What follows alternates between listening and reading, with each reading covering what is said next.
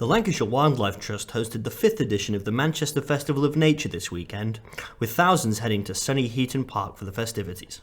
Since 2019, the Festival of Nature has been introducing families to the wonders of the natural world, with a special focus on the amazing finds people can make on their own doorsteps.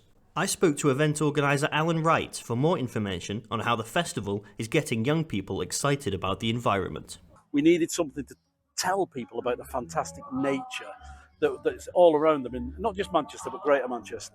I insist on every single group who come here to provide an activity. So when you walk in, it's like walking into a beehive. There's a place that's absolutely buzzing. And obviously, it's already started this year. A recurring theme of this year's festival is the Swift, which is making a comeback around Greater Manchester after a period of decline. This year's festival fell during Swift Awareness Week. We'll do Swift walks, Swift talks, stalls, anything Swift. What is the main thing that people can do to help? Well, the Swift popped up. This is a Cambridge-style Swift box, which allows swifts to nest on their return from migration in Africa.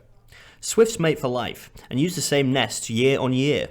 Lynn has had this same pair join her every summer for 16 years. Other hands-on experiences were available with Dan Graham of the Vegan Organic Network, as he showed how kids can grow their own food in under a week without the need for a garden. We're all about growing food in a nature-friendly way.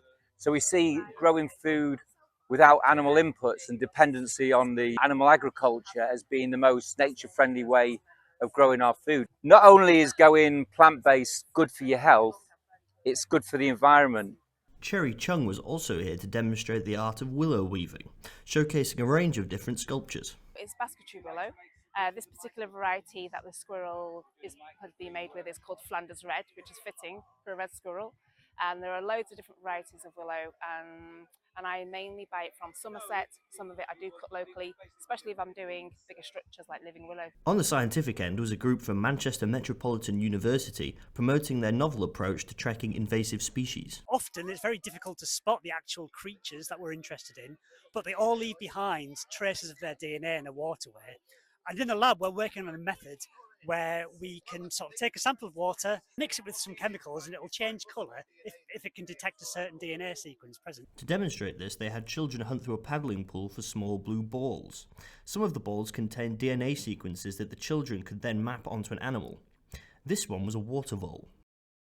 With the day drawing to a close, the band played us out with a cover of All About That Bass before we all headed back through the park, a little more attentive now to the world around us. Dan Doherty, Mancunian Matters. I'll be honest.